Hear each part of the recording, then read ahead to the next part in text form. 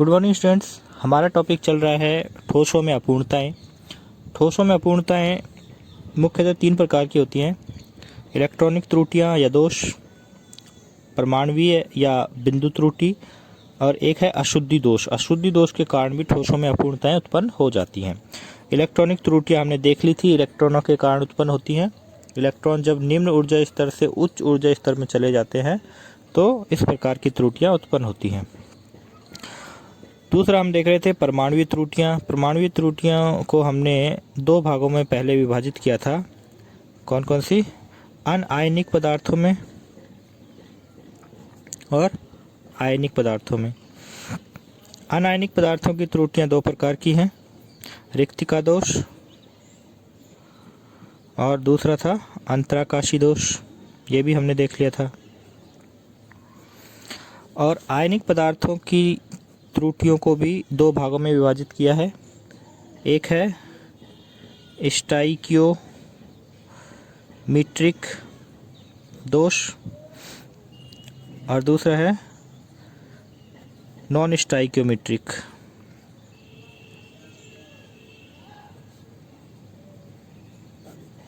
ठीक है, स्टाइकियोमीट्रिक दोष को फिर से हमने दो भागों में विभाजित कर दिया था।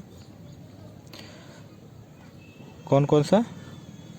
शॉर्टकी दोष और फ्रैंकल दोष। यहाँ तक हमने पढ़ लिया था। स्टाइकियोमेट्री दोष को दो भागों में विभाजित किया: शॉर्टकी दोष, फ्रैंकल दोष।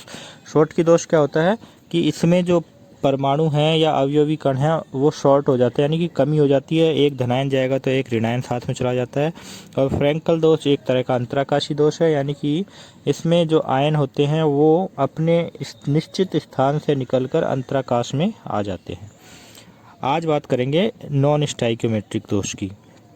नॉन स्टाइकियोमेट्रिक दोष भी दो प्रकार के होते हैं, ये बता देता हूँ पहले, फिर आगे इसकी विस्तार चर्चा करेंगे। धातु आधिक्य दोष और दूसरा है धातु न्यूनता दोष।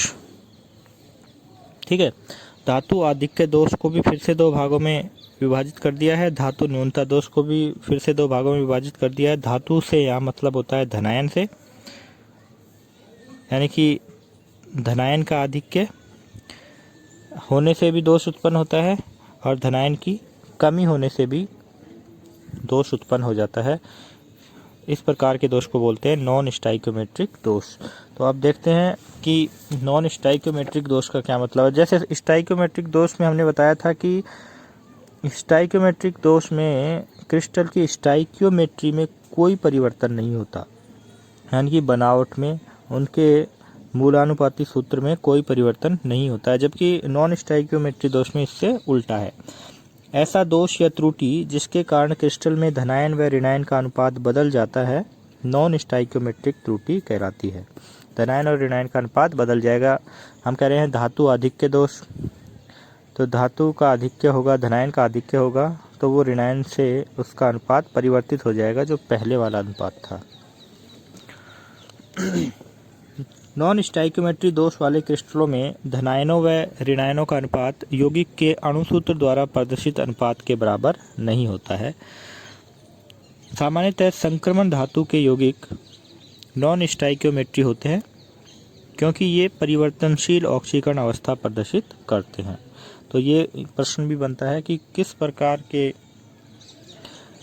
यौगिक इस प्रकार की त्रुटि उत्पन्न करते हैं। नॉन स्टाइकियोमेट्रिक त्रुटि किस प्रकार के यौगिकों में पाई जाती है? ऐसे यौगिक जो संक्रमण धातुओं से बनाए जाते हैं उनमें नॉन स्टाइकियोमेट्रिक त्रुटियां पाई जाती हैं। एक उदाहरण है, जैसे वेनेडियम ऑक्साइड का सूत्र VOX है। X का क्या मतलब है कि X का मान 0.6 से 1.3 के मध्य पाया जाता है, फिक्स नहीं होता। तो जैसे मैंने बताया नॉन स्टाइकियोमेट्री दोष दो प्रकार का होता है: धातु आधिक्य दोष और धातु न्यूनता दोष। धातु से मतलब है धनायन से।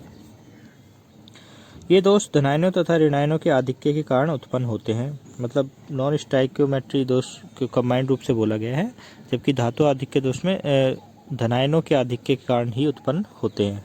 ठीक है, आप इस ऋणायनों को यहाँ से काट भी सकते हो इसके लिए। इसे धनायन आधिक्य दोष भी कहते हैं।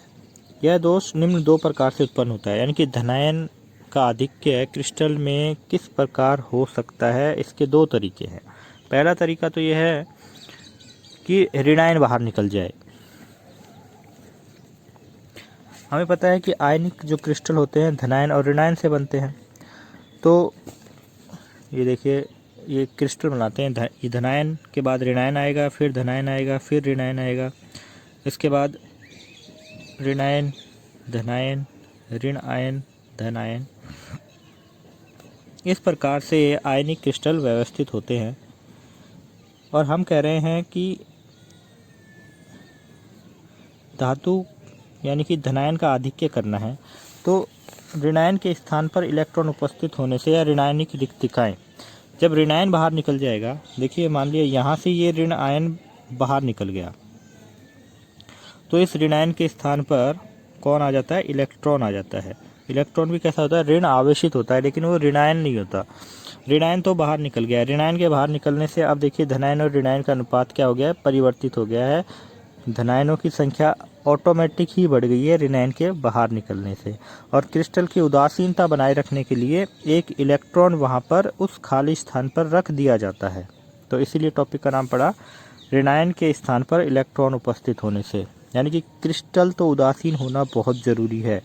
इसलिए ऋणायन के निकलने पर भले ही धनायनों का अनुपात बढ़ गया हो, लेकिन क्रिस्टल उदासीन बनाए रखने के लिए उस ऋणायन के स्थान पर एक इलेक्ट्रॉन आ जाता है। ठीक है। यह दोष तब उत्पन्न होता है जब किसी क्रिस्टल संरचना में कोई ऋणायन अपना स्थान छोड़कर क्रिस्टल जालक से पृथक हो जाता है तथा उस रिक्त स्थान पर एक इलेक्ट्रॉन समा जाता है, ताकि क्रिस्टल की उदासीनता बनी रहे। अब जिस स्थान पर इलेक्ट्रॉन आता है उस स्थान को बोलते हैं एफ केंद्र। क्रिस्टल में से ऋणायन निकलने से बना रिक्त स्थान जहां मुक्त इलेक्ट्रॉन पाया जाता है एफ केंद्र कहलाता है। एफ केंद्र त्रुटिपूर्ण क्रिस्टल में उत्पन्न हुए रंग के लिए उत्तरदायी है।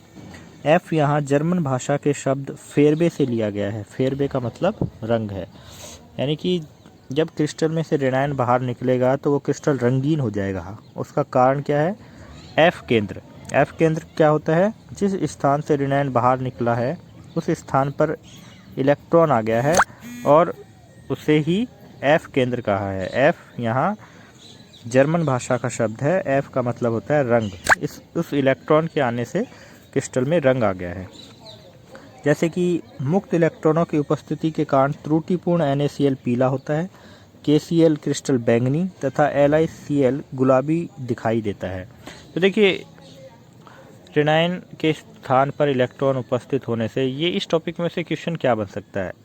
एक तो यही क्वेश्चन बन जाता है कि त्रुटिपूर्ण NaCl पीला क्यों दिखाई देता है। ठीक है। दूसरा क्वेश्चन ये बनता है कि एफ केंद्र क्या होता है, या फिर एक क्वेश्चन ये बनता है कि धनायन का आधिक्य दर्शाने वाला चित्र बनाइए। ठीक है। एफ केंद्र दर्शाते हुए धनायन का आधिक्य दर्शाने वाला चित्र बनाइए, जो मैंने चित्र आपको बना के दिखाया था। इस तरह का क्वेश्चन बन सकता है बोर्ड एग्जाम में। तो हमें सारी संभावनाएं देखनी होती है कि एक टॉपिक में से क्वेश्चन किस तरह से बन सकता है। दूसरा तरीका है धनायन के आधिक्य, मतलब धनायन का अनुपात बढ़ाने के लिए दूसरा तरीका है कि अंतराकाश में अतिरिक्त धनायन उपस्थित होने से। क्रिस्टल में धनायन का अनुपात बढ़ाना है तो दूसरा तरीका तो यही होगा कि बाहर से कोई धनायन आ जाए, या फिर ऐसा हो कि क्रिस्टल टूटकर छोटा हो जाए और जब क्रिस्टल टूटे तो उसका धनायन उसी में रह जाए और ऋणायन बाहर निकल जाए। देखिए एक तरह से यही तरीका है, लेकिन ये अलग तरह से हम कर रहे हैं। इसमें क्रिस्टल की संरचना में कोई परिवर्तन नहीं होता। देखिए यहाँ क्या होगा, अंतराकाश में अतिरिक्त धनायन उपस्थित होने पर, तो अंतराकाश में अतिरिक्त धनायन कैसे आएगा। इस प्रकार के दोष में क्रिस्टल के अंतराकाशीय स्थानों में अतिरिक्त धनायन आ जाते हैं तथा क्रिस्टल में उदासीनता बनाए रखने के लिए अतिरिक्त इलेक्ट्रॉन भी अंतराकाशीय स्थानों में समा जाते हैं। तो देखिए इसको समझाने के लिए तो हम इस तरह से इसका चित्र तो इसी तरह से बनाएंगे। देखिए ये क्रिस्टल है, ठीक है, इस तरह से हम क्रिस्टल का निर्माण कर रहे हैं और हम कह रहे हैं कि धातु का आधिक्य दिखाना है क्रिस्टल में। तो उसका दूसरा तरीका ये है कि इस क्रिस्टल के, ये क्रिस्टल है, इस क्रिस्टल के अंतराकाश में यानी कि बीच में जो ये अवकाश बच गए हैं, इस अवकाश में अतिरिक्त धनायन आ जाए तो भी अनुपात बदल जाएगा धनायन और ऋणायन का, यानी कि धनायन का आधिक्य हो जाएगा। और क्योंकि क्रिस्टल उदासीन बनाए रखना जरूरी है, इसलिए क्रिस्टल में अतिरिक्त इलेक्ट्रॉन भी आ जाता है, ऋणायन नहीं आएगा, अतिरिक्त इलेक्ट्रॉन यानी कि बढ़े हुए धनायन को निराशित करने के लिए अतिरिक्त इलेक्ट्रॉन भी उस क्रिस्टल में आ जाता है। अतिरिक्त धनायन को संतुलित करने के लिए अतिरिक्त इलेक्ट्रॉन भी आ जाता है क्रिस्टल के अंतराकाश में ही। तो एक ये तरीका है। तो इसमें उदाहरण देखिए क्या दे रखा है, जिंक ऑक्साइड को गर्म करने पर यह ऑक्सीजन त्याग कर त्रुटिपूर्ण क्रिस्टल बनाता है।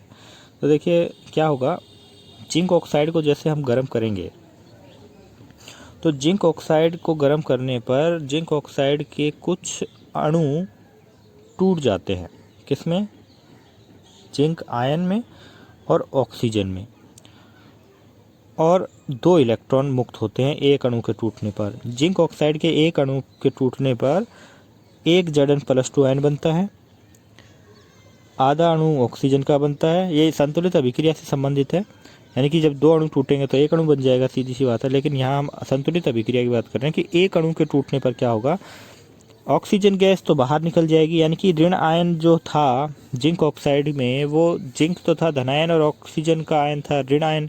तो ऑक्सीजन का आयन, ऑक्साइड जो आयन था वो तो ऑक्सीजन के रूप में बाहर निकल गया और बच गया कौन, धनायन। वो धनायन जो बच गया अब वो उस क्रिस्टल में ही समा जाएगा कहीं भी।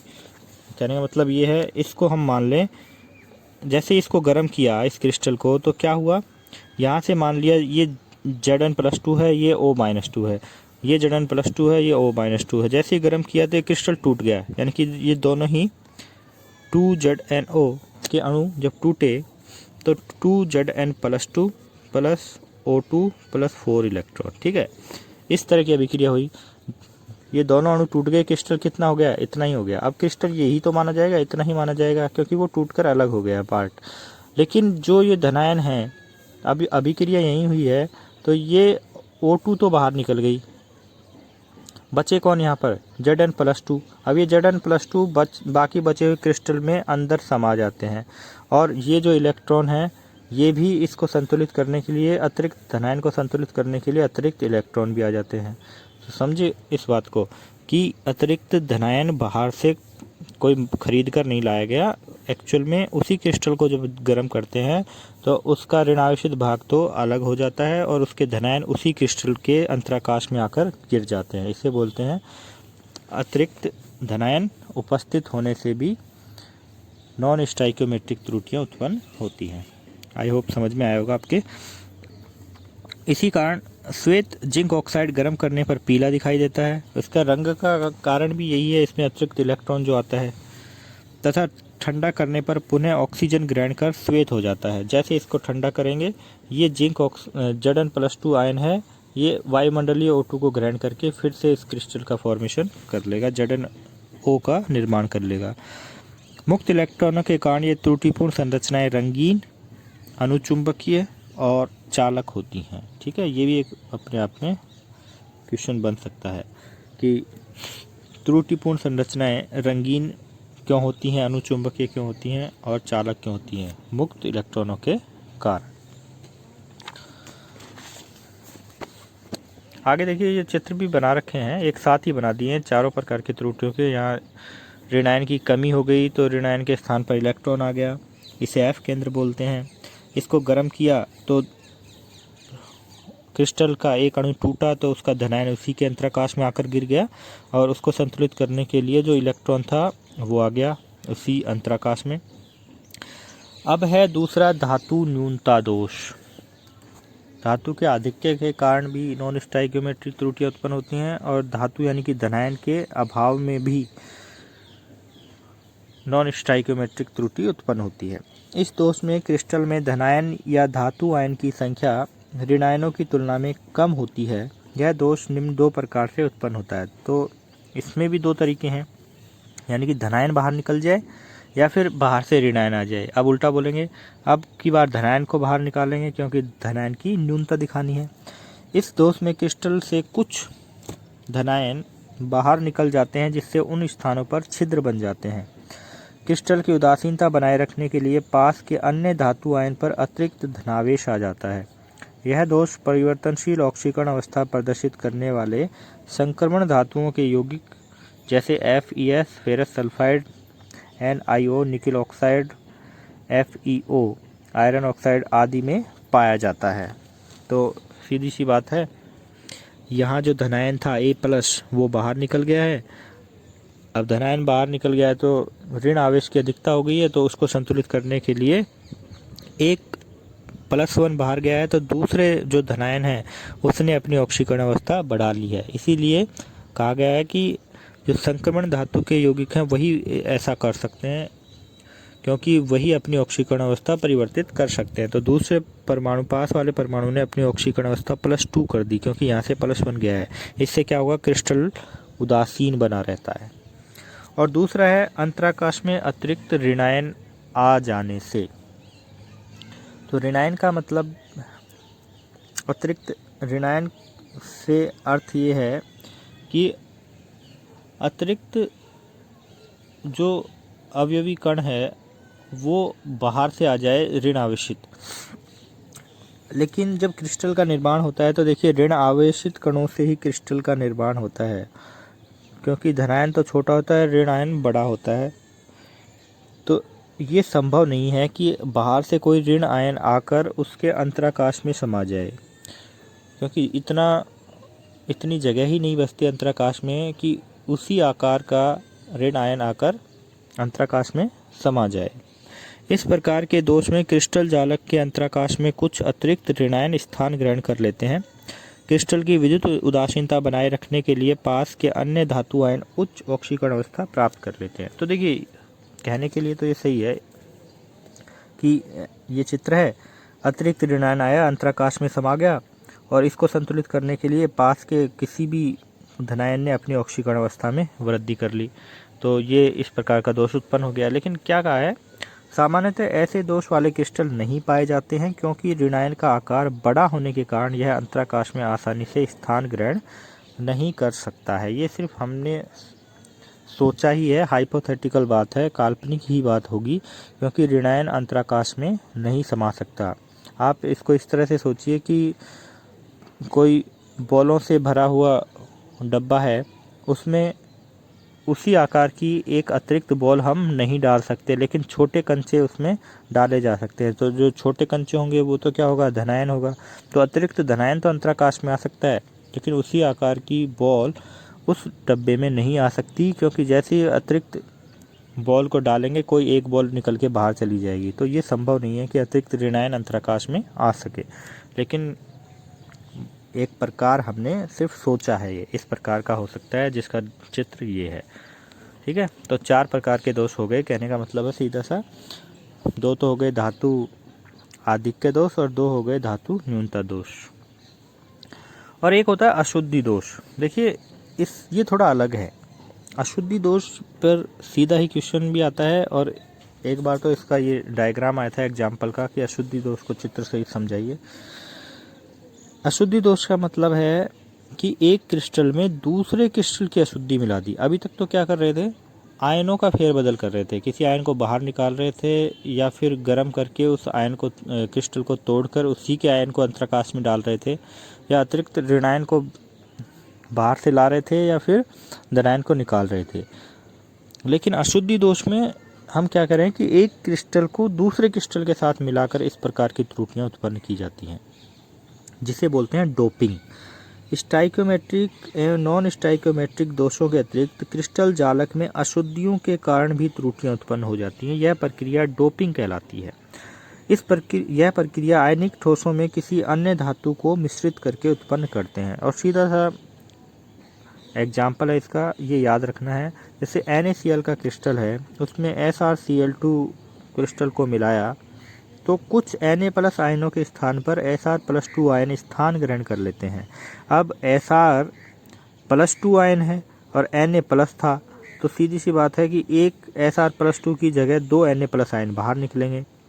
Sr+2 पर +2 आवेश है, इसलिए एक Sr+2 आयन के लिए 2 Na+ आयन अपना स्थान छोड़ेंगे, क्योंकि क्रिस्टल कैसा रहना है, उदासीन रहना है। तो यहाँ पर इलेक्ट्रॉन नहीं आ रहे हैं बाहर से, यहाँ पर धनायन ही धनायन को संतुलित कर रहा है। तो देखिए इस चित्र के माध्यम से समझेंगे।